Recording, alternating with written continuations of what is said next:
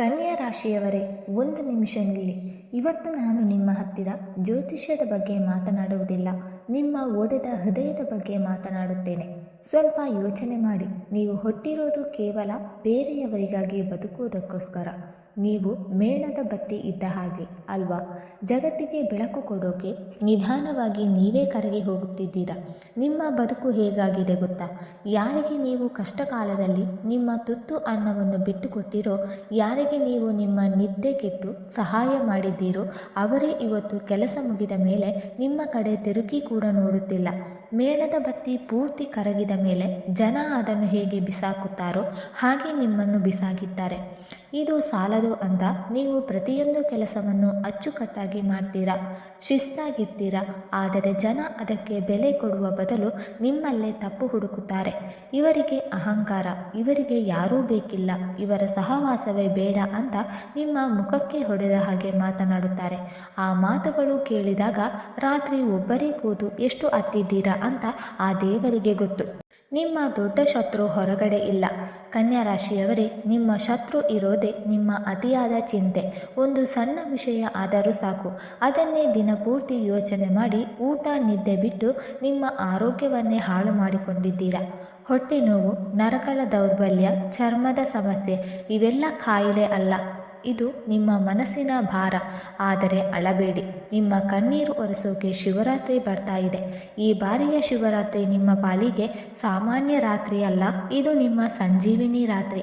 ಈ ಶಿವರಾತ್ರಿಯಂದು ನಿಮ್ಮ ರಾಶಿಯ ಅಧಿಪತಿ ಬುಧನಿಗೆ ಪ್ರಿಯವಾದ ಒಂದು ವಿಶೇಷವಾದ ಹಸಿರು ಎಲೆಯ ತಂತ್ರವನ್ನು ಮಾಡಿದರೆ ಸಾಕು, ನಿಮ್ಮ ಆರೋಗ್ಯದಲ್ಲಿ ಪವಾಡ ನಡೆಯುತ್ತದೆ. ನಿಮ್ಮ ಮನಸ್ಸಿನಲ್ಲಿ ಎಲ್ಲಿಲ್ಲದ ನೆಮ್ಮದಿ ಸಿಗುತ್ತದೆ. ಬನ್ನಿ, ತಡ ಮಾಡೋದು ಬೇಡ, ನಿಮ್ಮ ಬದುಕನ್ನೇ ಬದಲಿಸಬಲ್ಲ ಆ ಹಸಿರು ರಹಸ್ಯ ಏನು ಅಂತ ನೋಡೋಣ. ಕನ್ಯಾ ರಾಶಿಯವರೇ, ಸತ್ಯವನ್ನು ಒಪ್ಪಿಕೊಳ್ಳೋಣ. ನಿಮ್ಮ ರಾಶಿಯ ಚಿಹ್ನೆ ಕನ್ಯೆ. ನೀವು ಶುದ್ಧ ಮನಸ್ಸಿನವರು. ನಿಮಗೆ ಸುಳ್ಳು, ಮೋಸ ಮತ್ತು ಗಲೀಜು ಅಂದರೆ ಆಗುವುದಿಲ್ಲ. ಆದರೆ ಈ ಪ್ರಪಂಚ ಇರೋದೇ ಮೋಸದ ಮೇಲೆ. ಅದಕ್ಕೆ ನೀವು ಸೋಲ್ತಾ ಇರೋದು. ನಿಮ್ಮ ಅತಿ ದೊಡ್ಡ ಸಮಸ್ಯೆ ಏನು ಗೊತ್ತಾ? ನೀವು ಪರ್ಫೆಕ್ಷನಿಸ್ಟ್. ಮನೆ ಕನ್ನಡಿ ಆಗಿರಬೇಕು, ಬಟ್ಟೆ ನೀಟಾಗಿರಬೇಕು, ಹೇಳಿದ ಕೆಲಸ ಟೈಮ್ಗೆ ಸರಿಯಾಗಿ ಆಗಬೇಕು. ಈ ಶಿಸ್ತು ಇಲ್ಲದೆ ಹೋದರೆ ನಿಮಗೆ ತಲೆ ಕೆಟ್ಟು ಹೋಗುತ್ತದೆ, ಕೋಪ ಬರುತ್ತದೆ. ಆದರೆ ಜನ ನಿಮ್ಮ ಈ ಒಳ್ಳೆಯ ಗುಣವನ್ನು ಏನಂತಾರೆ ಗೊತ್ತಾ? ಇವರು ಬರೀ ಕಿರಿಕಿರಿ ಮಾಡ್ತಾರೆ, ಇವರಿಗೆ ಸಮಾಧಾನವೇ ಇಲ್ಲ ಅಂತ ನಿಮ್ಮನ್ನೇ ಕೆಟ್ಟವರು ಮಾಡ್ತಾರೆ. ನೀವು ಅವರ ಒಳ್ಳೆಯದಕ್ಕೆ ಹೇಳಿದರೆ ಅವರು ನಿಮ್ಮ ಮುಖಕ್ಕೆ ಬಾಗಿಲು ಹಾಕಿದ ಹಾಗೆ ಆಡ್ತಾರೆ. ಆಗ ನಿಮ್ಮ ಮನಸ್ಸು ಚೂರು ಚೂರಾಗುತ್ತೆ ಅಲ್ವಾ? ಇನ್ನೊಂದು ವಿಷಯ, ಆರೋಗ್ಯ. ನೀವು ಬೇರೆಯವರ ಆರೋಗ್ಯದ ಬಗ್ಗೆ ಡಾಕ್ಟರ್ಗಿಂತ ಹೆಚ್ಚಾಗಿ ಕೇರ್ ತಗೊಳ್ತೀರಾ. ಆದರೆ ನಿಮ್ಮ ಆರೋಗ್ಯ, ಸಣ್ಣ ಹೊಟ್ಟೆ ನೋವು ಬಂದರೂ ಅಯ್ಯೋ ಏನಾಯಿತು ಅಂತ ಗಾಬರಿಯಾಗ್ತೀರಾ. ನಿಮ್ಮ ಬುದ್ಧಿಶಕ್ತಿ ನಿಮ್ಮನ್ನೇ ತಿಂತಿದೆ. ಇದಕ್ಕೆ ಬ್ರೇಕ್ ಹಾಕೋದಕ್ಕೆ ಶಿವರಾತ್ರಿಯೇ ಸರಿಯಾದ ಸಮಯ. ಜನ ನಿಮ್ಮನ್ನು ಎಷ್ಟೇ ಟೀಕೆ ಮಾಡಿದ್ರೂ ನಿಮ್ಮ ಸ್ವಚ್ಛ ಮನಸ್ಸು ಆ ದೇವರಿಗೆ ಇಷ್ಟ. ಈ ಶಿವರಾತ್ರಿಯಂದು ನೀವು ಮಾಡಲೇಬೇಕಾದ ಆ ವೀಳ್ಯದೆಲೆಯ ರಹಸ್ಯ ಏನು? ಅದನ್ನು ಮಾಡಿದರೆ ನಿಮ್ಮ ಆರೋಗ್ಯ ಮತ್ತು ಮನಸ್ಸು ಹೇಗೆ ಹಗುರವಾಗುತ್ತದೆ ಮುಂದೆ ನೋಡೋಣ. ಕನ್ಯಾ ರಾಶಿಯವರೇ, ಈಗ ನಿಮ್ಮ ಜೀವನದ ಸಂಜೀವಿನಿ ರಹಸ್ಯವನ್ನು ಹೇಳುತ್ತೇನೆ, ಗಮನವಿಟ್ಟು ಕೇಳಿ. ನಿಮ್ಮ ರಾಶಿಯ ಅಧಿಪತಿ ಬುಧ. ಬುಧನಿಗೆ ಹಸಿರು ಬಣ್ಣ ಮತ್ತು ಔಷಧಿ ಎಂದರೆ ಪಂಚಪ್ರಾಣ. ಶಿವನಿಗೂ ಅಷ್ಟೇ. ಶಿವನಿಗೆ ಆಡಂಬರ ಬೇಕಿಲ್ಲ, ಅವನಿಗೆ ಬೇಕಾಗಿರುವುದು ನಿಮ್ಮ ಭಕ್ತಿ ಮತ್ತು ನೈಸರ್ಗಿಕ ವಸ್ತುಗಳು. ಈ ಬಾರಿಯ ಶಿವರಾತ್ರಿಯಂದು ನೀವು ದೇವಸ್ಥಾನಕ್ಕೆ ಹೋಗುವಾಗ ಮನೆಯಿಂದಲೇ ಈ 2 ವಸ್ತುಗಳನ್ನು ತೆಗೆದುಕೊಂಡು ಹೋಗಿ. ಒಂದು ವೀಳ್ಯದೆಲೆಯ ಹಾರ. ಇದು ಕನ್ಯಾ ರಾಶಿಯವರಿಗೆ ಮಾತ್ರ ಹೇಳುವ ವಿಶೇಷ ರಹಸ್ಯ. 11 ಮತ್ತು 21 ತಾಜಾ ವೀಳ್ಯದೆಲೆಯನ್ನು ತೆಗೆದುಕೊಂಡು ಒಂದು ಹಾರ ಮಾಡಿ ಅದನ್ನು ಶಿವಲಿಂಗಕ್ಕೆ ಅಥವಾ ನಂದಿಗೆ ಹಾಕಿ. ಯಾಕೆ ಗೊತ್ತಾ?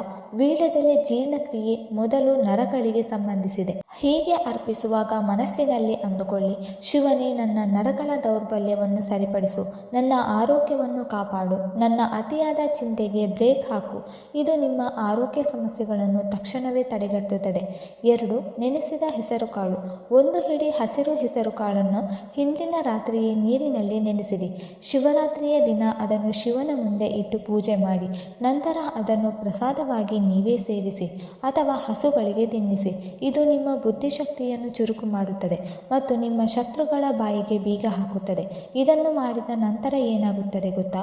ಶಿವರಾತ್ರಿ ಕಳೆದ ಮರುದಿನದಿಂದಲೇ ನಿಮ್ಮ ಮನಸ್ಸಿನಲ್ಲಿದ್ದ ಆ ದೊಡ್ಡ ಬಂಡೆಕಲ್ಲು ಇಳಿದ ಹಾಗಾಗುತ್ತದೆ. ಆಗುತ್ತದೆ.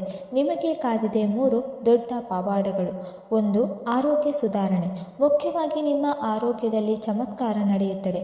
ಗ್ಯಾಸ್ಟ್ರಿಕ್, ನಿದ್ರಾಹೀನತೆ ಅಥವಾ ಚರ್ಮದ ಸಮಸ್ಯೆಗಳಿಂದ ಬಳಲುತ್ತಿದ್ದರೆ ಅದಕ್ಕೆ ಪರಿಹಾರ ಸಿಗುತ್ತದೆ. ಆಸ್ಪತ್ರೆ ಮೆಟ್ಟಿಲು ಹತ್ತುವುದು ತಪ್ಪುತ್ತದೆ. 2. ಟೀಕೆಗಳಿಗೆ ಉತ್ತರ. ಯಾರು ನಿಮ್ಮನ್ನು ಇವಳು ಕಿರಿಕ್ ಮಾಡ್ತಾರೆ ಅಂತ ಅಂದುಕೊಂಡಿದ್ರು ಅವರೇ ನಿಮ್ಮ ಶಿಸ್ತನ್ನು ಮೆಚ್ಚಿಕೊಳ್ಳುತ್ತಾರೆ. ಪರವಾಗಿಲ್ಲಪ್ಪ, ಇವರು ಹೇಳಿದ್ದು ಕರೆಕ್ಟ್ ಆಗಿರುತ್ತದೆ ಅಂತ ನಿಮ್ಮ ಬುದ್ಧಿವಂತಿಕೆಗೆ ತಲೆಬಾಗುತ್ತಾರೆ. 3. ಮನಃಶಾಂತಿ. ಇದೇ ನಿಮಗೆ ಬೇಕಾಗಿರೋದು ಅಲ್ವಾ? ಚಿಂತೆ ಕಡಿಮೆಯಾಗಿ ಮುಖದಲ್ಲಿ ಕಳೆ ಬರುತ್ತದೆ. ರಾತ್ರಿ ನೆಮ್ಮದಿಯ ನಿದ್ದೆ ಬರುತ್ತದೆ. ನಿಮ್ಮ ಕೆಲಸದಲ್ಲಿ ಫೋಕಸ್ ಜಾಸ್ತಿಯಾಗಿ ಬಾಸ್ ಅಥವಾ ಮೇಲಾಧಿಕಾರಿಗಳಿಂದ ಪ್ರಶಂಸೆ ಸಿಗುತ್ತದೆ.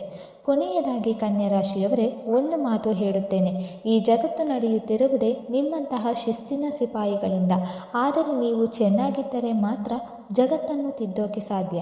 ಆ ಶಿವನ ಪಾದದ ಮೇಲೆ ನಿಮ್ಮ ಆರೋಗ್ಯದ ಜವಾಬ್ದಾರಿ ಹಾಕಿ. ಸ್ವಲ್ಪ ರಿಲ್ಯಾಕ್ಸ್ ಆಗಿ.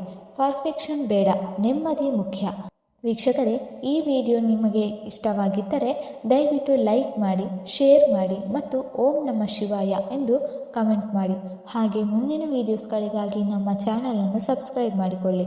ಧನ್ಯವಾದಗಳು.